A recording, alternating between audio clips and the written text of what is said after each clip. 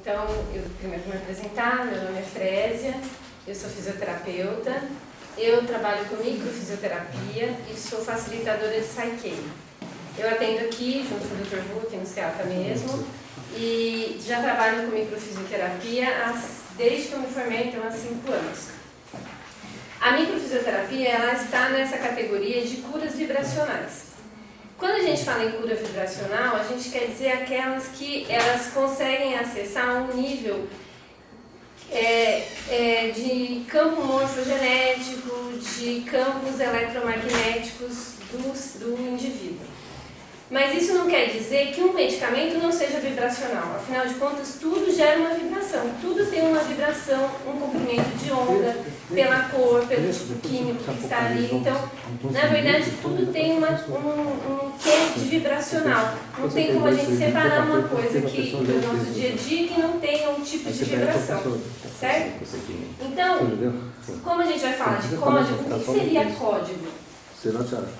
Código é um conjunto de símbolos e caracteres que tem a função de trocar informação com o meio, né? Mas o código também pode dizer, a gente também pode dizer que código é um conjunto de normas que regem o comportamento. Então o DNA, ele abrange essas duas acepções. O código de caracteres e símbolos, porque tem a adenosina, a tirinina, não é? Que juntas vão dar uma informação. E ela também rege os comportamentos, que afinal de contas, dependendo do tipo de informação que ela recebe do meio ambiente, ela vai distribuir um tipo de informação para o RNA, que vai fazer um tipo de proteína, que vai dar um tipo de reação, certo? Então, e cura? Eu fiz questão de colocar esse slide, porque a cura... Essa palavra cura, às vezes, ela é muito mal vista no meio acadêmico. Por quê? Quem é que cura? Quem realmente cura? Quem vocês acham? Quem realmente cura? É a gente? É o próprio paciente. É o próprio paciente. Se o médico vai lá, faz um transplante, o sistema imunológico daquele paciente não está apto para isso, ele vai realizar a cura? Não. Então, a cura está dentro do indivíduo, do paciente. A gente não passa de meros facilitadores dessa ação, não é isso? Então, o código da cura parece que está todo dentro do paciente, não é isso? E vibracional. A palavra vibracional, ela traz à tona essa questão de ondas, né? Que às vezes a gente não tem muito contato, e do mundo atômico, que também é um mundo que a gente não costuma ter muito contato e falar muito dele. Então eu coloquei aqui 2 conceitos importantes, uma do Fernandes em 2000, que é o movimento oscilatório em torno de um ponto de referência, onde o número de vezes é o de um ciclo completo de movimento durante um período de segundo, é chamado de frequência e é medido em Hertz. Então uma vibração é medida em Hertz. Quando eu jogo uma pedra lá na água, ela gera ondas. E conforme o comprimento do tamanho dessa onda, ela vai ter uma velocidade. E essa velocidade é que vai me dar a frequência dessa onda. O Nikola Tesla, que é o inventor do rádio, ele falou essa frase: se você descobrir os segredos do universo, pense em termos de energia, frequência e vibração. Em segredos do universo, você entende também os segredos dos tratamentos, não é isso? Então, eu escolhi aqui um vídeo, eu acho que alguns de vocês já até conhecem, que eu tirei do filme Quem Somos Nós. E ele fala exatamente sobre ondas e o mundo atômico. Agora como que eu faço isso aqui? E estamos aqui com o vovô de toda esquisitice quântica, o nada famoso experimento da fenda dupla. Para entender esse exemplo, nós precisamos ver como partículas ou bolinhas de matéria agem. Se por acaso lançarmos um pequeno objeto pela fenda, que pode ser uma bolinha de gude, podemos ver um modelo na parede de trás, pois as bolinhas passaram pela fenda e bateram lá. Agora, se colocarmos uma segunda fenda, nós esperamos ver uma segunda tira duplicada à direita. Agora, vamos ver as ondas. As ondas batiam na fenda e irradiavam batendo na parede de trás com maior intensidade diretamente na linha da tira. A linha iluminada na parede de trás mostra essa intensidade. É parecida com a linha que as bolinhas de gude fizeram, mas quando adicionamos a segunda fenda, acontece uma coisa diferente. Se o topo de uma onda encontra a parte de baixo de outra onda, elas se anulam. Agora existe um modelo de interferência na parede de trás. Os lugares onde dois topos se encontram são os de mais intensidade, as linhas de luz, e onde elas se anulam, não tem nada. Então, quando jogamos coisas, quer dizer matéria, através de duas fendas, temos isso. Duas linhas.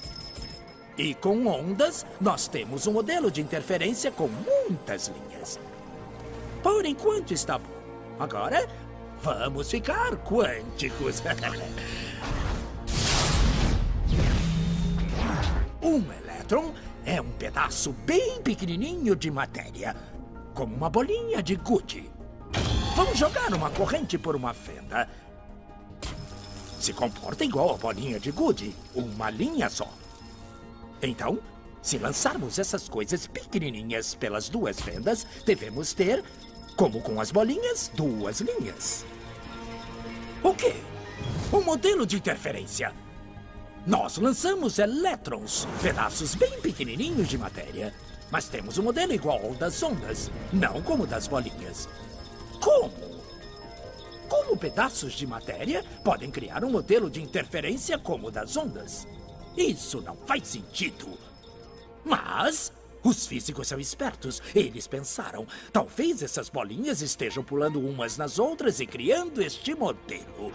Então, eles resolveram lançar os elétrons um de cada vez. Assim, não teria jeito de interferirem um no outro. Mas depois de uma hora, o mesmo modelo de interferência estava aparecendo. Não existe outra explicação. O elétron sozinho sai como uma partícula, se torna uma onda de potenciais, passa pelas duas fendas e interfere consigo mesma para bater na parede como uma partícula. Mas, matematicamente, é mais estranho ainda. Passa pelas duas fendas e por nenhuma. E passa por uma só e passa só pela outra. Todas essas possibilidades estão em superposição uma com a outra. Mas os físicos ficaram incomodados com isso. Então, decidiram espiar e ver por qual fenda o elétron realmente passa. Eles colocaram um equipamento medidor em uma fenda para saber por qual delas o elétron passou e seguiu voando. Mas o mundo quântico é muito mais misterioso do que eles podiam imaginar. Quando eles observaram, o elétron voltou a se comportar como uma bolinha de gude. Ele produziu um modelo de duas linhas, não um modelo de interferência com várias linhas. Só o ato de medir ou observar por qual fenda o elétron passaria fez com que ele passasse por uma fenda, não pelas duas. O elétron decidiu agir diferente, já que ele sabia que estava sendo observado. E foi assim que os físicos entraram nessa terra estranha e misteriosa dos eventos quânticos. O que é a matéria? Bolas de gude ou ondas? E ondas de quê? E o que o observador tem a ver com tudo isso? O observador acabou com a função de onda simplesmente por observar. Eu acho que quando eu escolhi esse... na verdade, todo ano, quando o Dr. Vu me chama para fazer a palestra, as duas primeiras vezes, ele pediu que eu falasse das técnicas que a gente usava, né? Tem a microfisioterapia e a leitura biológica. E nessa terceira vez, ele me fez um desafio assim, que eu fizesse uma palestra que tivesse uma relação com a acupuntura. E eu quebrei a cabeça, falei, nem vou apresentar, porque não tem esse lugar. Já procuramos, eu e ele já sentamos, conversamos, já conversei com outros profissionais também, para ver onde que tinha essa intersecção, onde que tinha como que eu poderia fazer esse relacionar da microfisioterapia com a acupuntura. E aí, na hora de escolher o tema, aí nos 45 minutos do segundo tempo, eu falei assim, já sei. Então, nós vamos a coisa que tem semelhante entre a acupuntura, microfisioterapia, leitura biológica e qualquer uma dessas outras técnicas, é porque elas têm o objetivo de estar interferindo nesse campo quântico, não é? Então, todos nós temos o interesse de ir além do que o campo da física newtoniana. Porque o medicamento, a gente pensa linearmente, a gente faz diagnóstico linearmente, dentro da mesmo raciocínio da física newtoniana. Então, eu achei que fosse interessante trazer informações dentro da área quântica. Lógico que eu não sou física, não tenho grandes conhecimentos, mas eu acho que a bagagem que eu fui somando ao longo desses anos, eu achei que valia a pena a gente compartilhar e discutir. Talvez alguns de vocês até possam saber até mais do que eu aqui. Mas eu acho que seria interessante essa troca de informações, né? Então, quando eu escolhi esse vídeo, eu queria trazer duas coisas à discussão aqui à tona. Primeiro, será que nós realmente estamos... a gente tem que comprar essa ideia que aqui, ó, é tudo material? Então, como que se a gente comprar essa ideia que a gente também é onda, a gente tem uma possibilidade maior de estar interferindo no campo do paciente, né? E a outra é, o observador faz a diferença. Então, quando eu observo, eu crio uma interferência no campo quântico do elétron que eu estou atuando. E aí, quando eu vi esse vídeo, eu falei assim, não, vou ter que saber um pouco mais, né? Quantos de vocês já viram o filme Quem Somos Nós? Quem não viu, vale a pena ver, tem no Netflix, você consegue pirata também na internet, se não quiser comprar, tem bastante opções.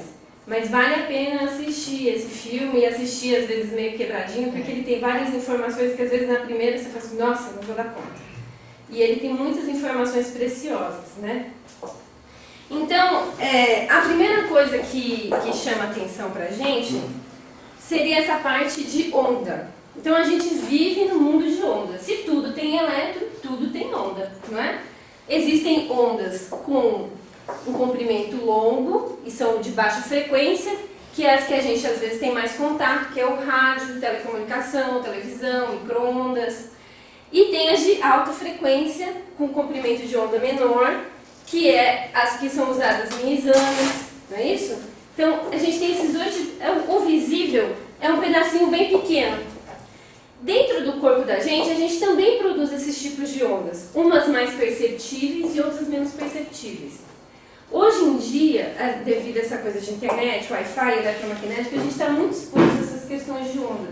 E às vezes, quanto mais a gente bota a atenção de perceber essas ondas, mais a gente tem a percepção dessa diferença de onda e a gente consegue também treinar isso para o paciente. Então, por exemplo, quando a gente trabalha muito no computador, por exemplo, fazendo uma apresentação ou fazendo um trabalho para a faculdade ou para o curso, que a gente sai do campo, que a gente consegue se afastar desse campo do Wi-Fi, às vezes se a gente prestar atenção, a gente consegue sentir a diferença, como parece que o ar fica mais leve, fica diferente. É como a gente vai para um lugar no campo que não tem televisão, não tem nada. Não é diferente? É diferente, não é? Então a gente também tem essa possibilidade de sentir esse tipo de onda no corpo, basta a gente treinar. Então uma onda que a gente produz é na respiração, quando a gente inspira e expira, não é isso? Também outra possibilidade é nos batimentos cardíacos. Os batimentos cardíacos, eles têm a frequência de hertz do coração, ela dependendo, se você conseguir controlar e fazer um treinamento de coerência cardíaca, você consegue se aproximar na mesma frequência alfa de pensamento, que é um outro tipo de frequência que a gente produz, um outro tipo de comprimento de onda que a gente produz. E se a gente for além, a gente consegue fazer essas duas combinações com a ressonância de Schumann. Vocês já ouviram falar da ressonância de Schumann? Então, o planeta produz um tipo de comprimento de onda pelo pulsar normal da Terra. E esse pulsar normal chama ressonância de Schumann, que fica entre 8 e 12 Hz. Tem um cientista que chama Greg Braden, vocês já ouviram falar dele? Ele fala que está ocorrendo uma mudança nessa ressonância de Schumann. A gente está chegando em 20 Hz. E isso está gerando uma alteração no norte magnético da Terra. Por consequência também, a gente também tem um norte e um sul, também está acontecendo essa mudança.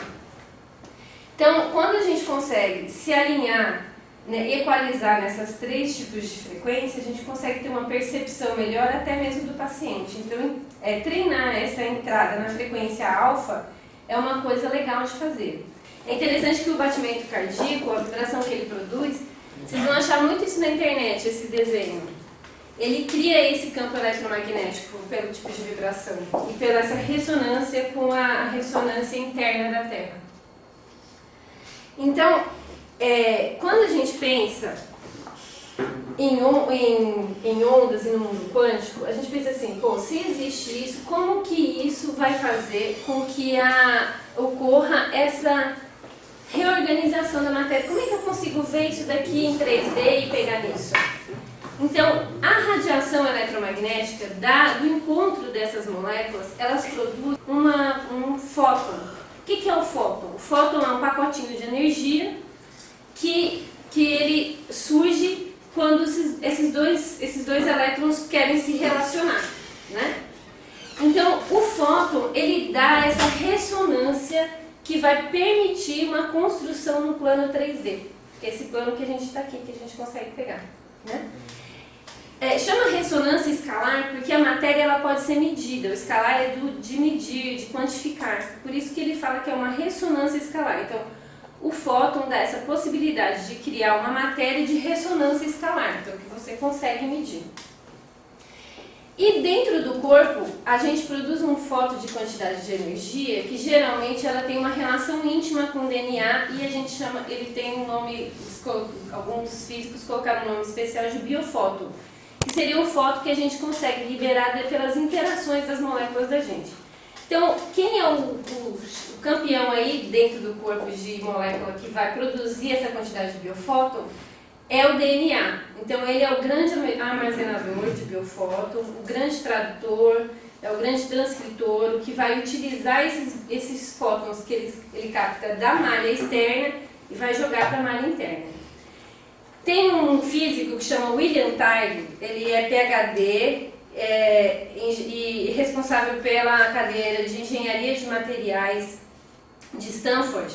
Então, ele criou esse esquema aqui na ideia do seguinte: se a gente interfere nesse potencial de vetor magnético, a gente vai conseguir fazer uma diferença nos campos magnéticos do corpo, como também nos campos mais sutis, na parte química, etérica e na parte química física. E também vai fazer e por fim a gente vai conseguir realmente interferir na função biológica. Entenderam? Então a ideia do William Tyler se a gente conseguir, é onde a acupuntura vai, onde a microfisioterapia vai, que é nesse campo de vetor magnético. Certo?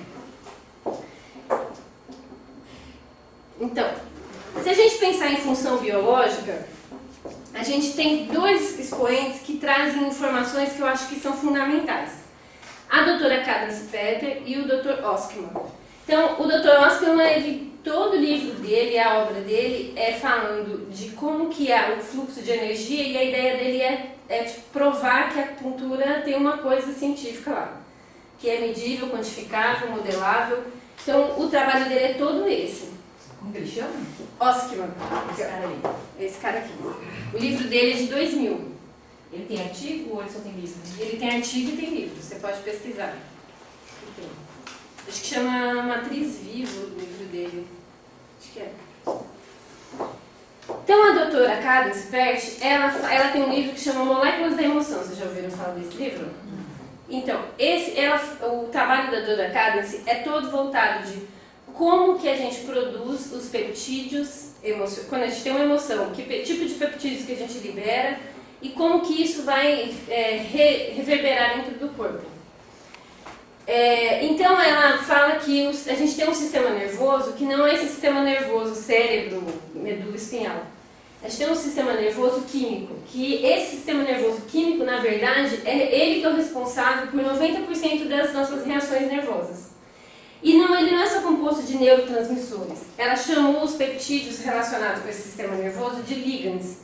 E nesses ligands você põe nessa categoria também os hormônios. Então, todas essas substâncias que são liberadas no corpo, na medida que você tem uma emoção, ela colocou o nome de ligands. Esses ligands que ela mapeou são mais de 200 tipos de peptídeos. E para ele encontrar a membrana celular para ativar o processo químico de resposta, ele encontra por ressonância. Então ele não encontra por afinidade química. Então assim, eu fiquei com raiva, liberei um tipo específico de ligands. Esses ligands, eles criam uma vibração, uma música. E aí ele só vai encaixar no receptor que produz o mesmo tipo de música que ele. Então ele vai ter que viajar no corpo à procura dessa mesma vibração, esse mesmo tipo de onda, essa mesma música, encaixar lá e dar toda a resposta emocional que a gente está esperando da raiva. Certo? Então, a gente cria uma música própria. Só de pensar, a gente cria uma música própria baseada nessas substâncias químicas que a gente libera. E vocês acham que isso vai ficar fechadinho dentro de nós? Não. Ela vai expandir e vai criar um campo em torno da gente. Não é isso? Uma outra coisa interessante, assim, dentro essa questão de música, então se eu tenho uma música alegre, quem vai se aproximar de mim? Pessoas com músicas alegres. Então é assim que eu vou interferindo no meio em que eu vivo, né? Então eu crio um tipo de onda que vai interferir num outro tipo de onda e eu vou atrair geralmente uma onda afim, para eu continuar uma onda maior, né? Então a doutora Cadanci, ela fala isso, desses ligands, como eles produzem essa ressonância. O Dr. Osman, ele fala que a gente internamente tem uma matriz viva, que seria um tecido contínuo formado de fibroblastos. Esses fibroblastos, eles se apresentam nas matrizes extracelulares, então entre uma célula e outra, não tem um espaço vazio, tem a matriz. O citoesqueleto celular, então dentro da célula a gente também tem uma matriz celular. E o citoesqueleto nuclear, porque dentro do núcleo também vai ter uma matriz dessa. Então é um tecido contínuo de fibroblastos. Os fibroblastos, por serem colágenos, eles são altamente hidrófilos. Então eles absorvem muita água e isso faz com que como se a gente fosse um grande cristal que a gente conseguisse mandar no corpo uma quantidade muito rápida de informações elétricas e por consequência dessa vibração a gente consegue vibrar muito mais rápido. Agora, o que o Masaru Emoto fala faz muito mais sentido, não faz? Então, todas essas informações produzem, por consequência, um campo eletromagnético. Se eu interferir nele, eu interfiro aqui. Faz sentido, não faz? Então, a ideia é essa. Por consequência, então, a gente tem uma malha interna. Se a gente usar a lei dos fractais, a lei da física, que é dentro de um pontinho, de um pedaço pequeno, eu tenho o todo do universo. Vocês já ouviram isso? Aqui não tem gráfico. Então, se eu pegar aqui uma maçã, né? Tirar uma foto dela. Tirar uma foto dela aqui. Pegar um pedacinho aqui, esse pedacinho aqui, dentro dessa imagem eu vou encontrar uma imagem da maçã. Isso, um holograma. Então, na teoria dos fractais, a gente acha o universo num pedacinho menor. E o mesmo acontece entre a gente. A gente tem uma matriz intracelular, a gente tem uma matriz universal. E como que é essa matriz? Segundo esse físico, Tyler, que eu falei para vocês, essa matriz que a gente está inserido, ela é uma matriz geométrica composta por luzes. E esse tipo de luz, por a gente estar pensando em física quântica, ela não segue as leis newtonianas de tempo e espaço. Então, dentro dessa matriz não existe presente, não existe passado e não existe futuro. Está todo mundo junto lá, certo? Então, quando eu, dentro da minha matriz intra-orgânica, produzo uma intenção, um pensamento, isso gera uma repercussão, a gente não viu? A gente gera uma ressonância para fora. Essa ressonância, essa onda, ela vai direto para essa matriz, né? Quando ela vai para essa matriz, ela vai encontrar o que chama de pontos nodais. Os pontos nodais seriam pontos dessa matriz com intensa energia, com muito fóton, com muito potencial elétrico.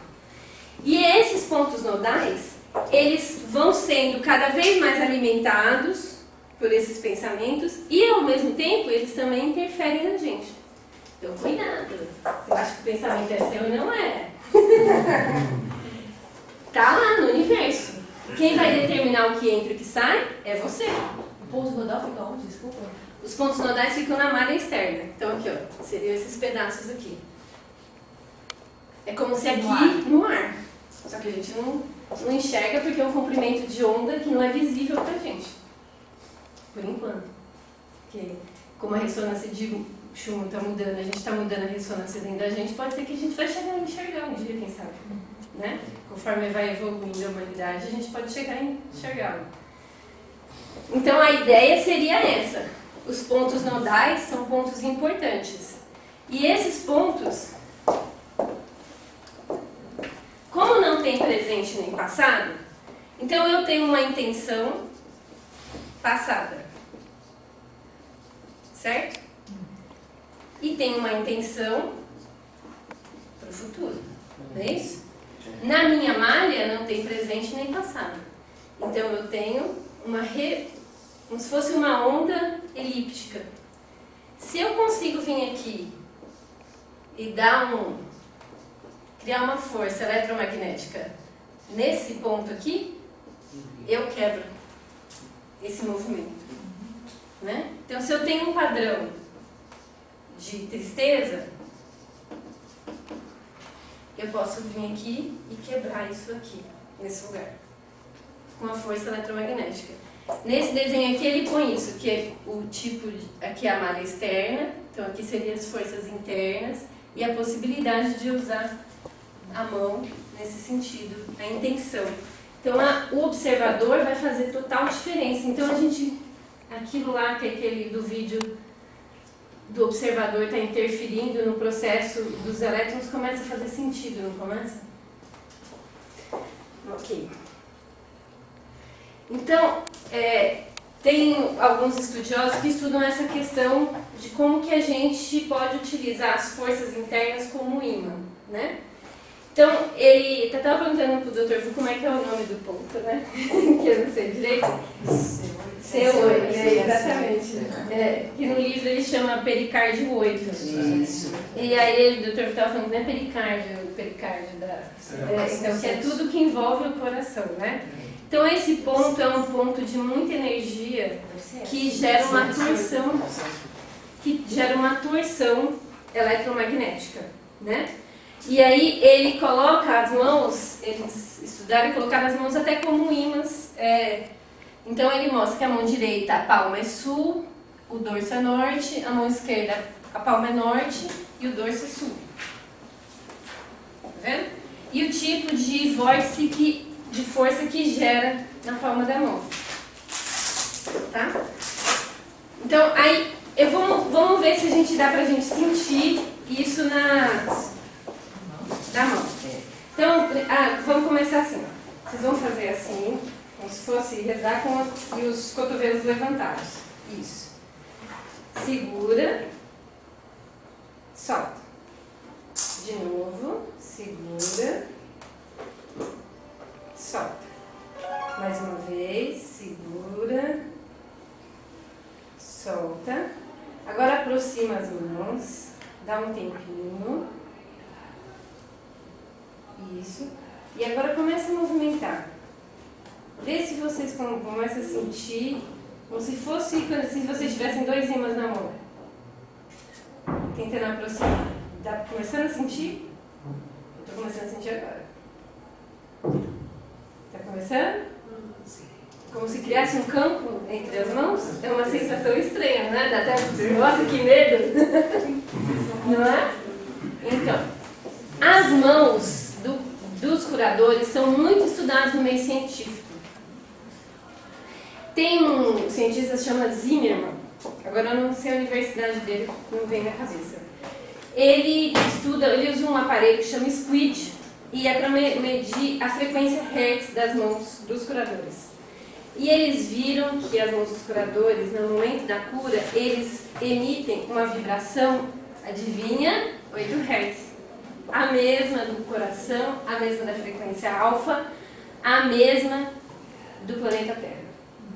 Quanto mais equalizado eu estou e quanto mais eu aprender a treinar, entrar na frequência alfa, mais as minhas curas vão ficar potentes. Entenderam? É a frequência alfa? Oi? Alfa? Alfa. Frequência alfa de pensamento. Você falou 8 Hz? 8 Hz é a frequência que eles encontram na mão, que é a mesma frequência da frequência alfa de pensamento, que é a mesma frequência interna da Terra. De 8 a 13. Isso, de 8 a 13. Isso aí. Mas na mão eles encontraram mais frequentemente a 8. Fresno, esse estudo da polaridade da mão é quando o terapeuta está em trabalho ou é constante? Na verdade é uma coisa constante, né? Quanto mais você mantém esse padrão de 8 Hz, ele é constante. Mas para você sentir e estimular é nesse sentido, assim. Pôs atenção, você Aí consegue ela perceber. já altera. A gente consegue perceber. Sempre que põe atenção, a gente coloca o observador lá no experimento e a gente consegue uma mudança, não é isso? Ok. Mas sem a internet não foi possível. Mas a primeira coisa que eles foram procurar foi o ritmo vital dos tecidos. Então eles viram que, como eles eram osteopatas, eles já trabalhavam com o ritmo vital dos músculos e ossos, que vem da mesoderma. E eles viram que esse ritmo também tinha nos outros tecidos. E se a gente pensar em tudo que a gente vem falando até aqui, é completamente lógico. Quando você tem um desequilíbrio dentro do corpo, uma memorização de alguma coisa ruim, um ponto nodal ruim, ele vai gerar uma alteração nesse ritmo vital, que é o que a gente sempre procura dentro da microfisioterapia e que na verdade é o que sempre se procura na cultura, é onde não tem o fluxo normal, não é isso? Então a microfisioterapia ela se baseia nesses princípios, é filogênese, holograma e embriologia.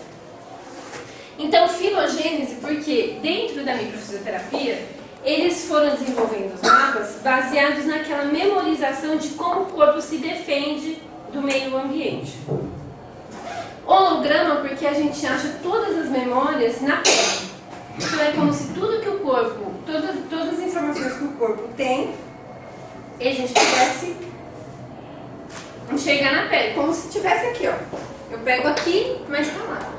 Não é isso? Então na micro a gente pega na imagem. A gente não pega na massa lá, não pega lá dentro do...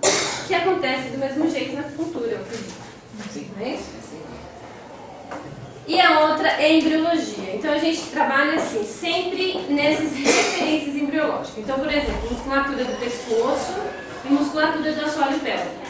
Quando a gente é embrião, elas nascem juntas. Quando a gente vai desenvolvendo, elas se afastam.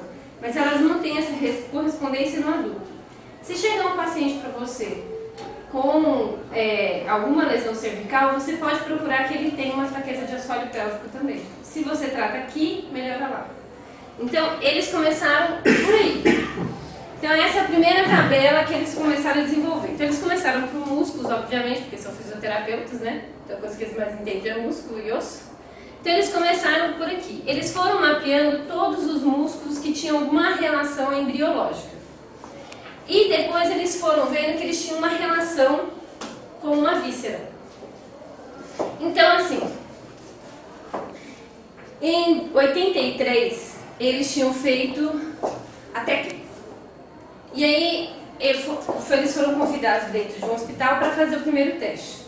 Então, eles pegaram pacientes com doenças de intestino, com colopatias, e aplicaram a microfisioterapia fazendo estímulo nesses músculos. Então, eles fizeram estímulo no trapézio, no deltoide, no supinador, e para observar se tinha alguma repercussão no funcionamento intestinal. O que eles tiveram de resultado foi, o grupo que estava com a microfisioterapia, 73% retomaram o funcionamento normal do intestino. E tinha um grupo placebo que 20% retomou também o intestino, o funcionamento normal, por uma cura natural espontânea. Tá certo? Então, a ideia da micro, dentro da embriologia, é essa, sempre utilizar as referências embriológicas, estimular a distância ou na relação daquele outro para retomar o funcionamento. Estimular o quê? A autocura. Estimular o processo interno do organismo do paciente. Então, o que a gente faz? A gente coloca a mão sobre o paciente e faz uma solicitação, a intenção, né? Então, aqui existe o bloqueio. Se existe, fica o tônus muda, o tônus fica mais rígido. E se não fica livre, né? Você aperta as duas referências embriológicas e está livre. Então, o objetivo da micro é sempre estimular a lesão que nem sempre está no mesmo local, está à distância. E esse estímulo é sempre alguma coisa, é como se fosse uma reinformação do evento agressor que gerou aquela lesão. Então, como é que é a micro? O paciente deita sobre a maca e a gente vai começar a fazer a micropalpação. A micropalpação chama micro porque a gente nunca aperta mais do que isso daqui, ó. É só isso daqui. Mais que isso, não. Na verdade, a gente vai sutilizando cada vez mais. Então, dentro do mapa, sempre a primeira etapa é pesquisar onde que o agressor desequilibrou. Então, a gente vai procurar dentro dessa linha anterior ou na linha posterior, que também tem as mesmas informações. Então, 32, 36 níveis, porque agora aumentou mais 3, então são 36 níveis. E cada nível desse é correspondente a uma estrutura do corpo. Então, eu começo arco nasal, que tem relação com córtex cerebral, nariz, ouvido. Aí eu tenho glândula pineal, hipotálamo, e assim a gente vai até o pé, tem todas as vísceras. Vamos supor, eu venho, tô procurando. Achei, via 2, intestino grosso. Aí eu vou procurar no corpo em qual tecido da via 2 ele está desequilibrado. É no tecido nervoso? É no tecido sanguíneo? É no tecido nervoso? É no tecido muscular? Ou é no tecido visceral mesmo? Também tem a possibilidade de eu achar se é na parte que a gente chama de substratos, né? Então, se é na parte enzimática, se é na parte de neurotransmissores, se é na parte da actina-miosina do músculo. E assim a gente vai pesquisando dentro da micro onde que está. Sempre quando eu aperto e mudou o tônus, ali tem uma alteração. Ali onde que tá a agressão, desequilibrando o funcionamento normal do corpo. Ok. A segunda parte, dentro de todos os mapas da micro, é encontrar a causa da doença. Então, qual foi esse evento agressor, gerador desse desequilíbrio? Então, a gente tem dois lugares que a gente usa muito, que é aqui na clavícula, que representa as toxinas, e aqui, próximo ao ilíaco, que tem as emocionais, a parte emocional. Então, esse aqui a gente usa muito na parte, quando as lesões, as memórias, o corpo considera como sofrido. Algo do ambiente que foi muito forte e que o corpo não deu conta de fazer o reequilíbrio. E também tem as memórias geradas, então que o corpo recebeu a informação, mas ele reagiu tão fortemente àquilo que ficou registrado a memória, que a gente chama de cicatriz patológica, no nível celular. Então vamos supor que eu estou fazendo a micro, achei primeiro o ponto que me dá referência embriológica, que a gente chama de relé, e aí eu achei primeiro o nível que desequilibrou. Cada toque desse é uma reinformação para o organismo, e eu também anoto para depois falar para o paciente, para dar reinformação verbal também. E aí, achei isso, agora eu vou achar qual a causa. Então eu vou, sensação de abandono, dor física, medo, segurança. E aí, onde ficou duro, ali eu já vejo, é hereditário, na gestação fetal. Então, eu vou vendo todas as... E aí a gente data. Com 10 anos de idade, uma sensação de abandono, e cada mapa ele tem mais informações pra gente. Às vezes, processos psicológicos alterados, arquétipos alterados, arquétipos de símbolo junguianos alterados, medo do futuro, como constrói o futuro, algumas reações também que a gente às vezes memoriza como interessante quando a gente é criança, de está sendo abrindo mão por mão, que a gente chama de sacrifício, às vezes está sempre arredio, não se misturar antes do que aquele problema aconteça, né? Então essas são uma das coisas que a gente consegue através dos mapas, que são alguns mapas que a gente tem, que a gente vai conseguindo fazer essa intervenção no campo eletromagnético e com a mão dar informação para o corpo está fazendo uma mudança nesse programa guardado, certo? Então, o lugar que a gente sempre, em todo mapa, no final, tem um local que a gente chama de correção, que é o local onde a gente vai estimular o corpo a fazer aquela reparação, aquela autocura, estimular que o mecanismo interno do corpo seja ativado e levado a fazer a correção, certo? Então, esses locais, a gente pegou de 2 mapas. Esse aqui é do mapa que a gente chama de cronicidade, esse é do mapa que a gente, dos processos psicológicos que eu estava falando com vocês. Para cada mapa a gente tem um gesto diferente, porque o gesto vai dar uma informação diferente para o corpo nos níveis. Então, às vezes a gente usa em concha, às vezes em rotação, às vezes essa parte da mão, às vezes a ponta da unha. Tudo depende do nível onde eu estou, tá? E aí, eu coloquei esse slide no sentido assim, de que dentro da microfisioterapia, a gente não, logicamente, por estar em um nível quântico, a gente não vai usar um raciocínio linear, né? Então, às vezes, quando a gente começa nos cursos, os alunos falam assim, esse mapa serve para não sei o quê? Esse mapa serve para dor na unha? Não sei. Porque dentro do raciocínio quântico não cabe esse tipo de raciocínio. Esse é um raciocínio linear, newtoniano. Que pelo menos eu imagino que na pintura seja da mesma maneira. Existe o raciocínio linear, que ir lá escolher os pontos X, Y, Z para o problema da lombar. E outra é você olhar o paciente como um todo e entender que para cada um vai ter uma coisa específica. Então, o que eu chamo a atenção mais é para essa qualidade que vocês podem dar para o seu paciente.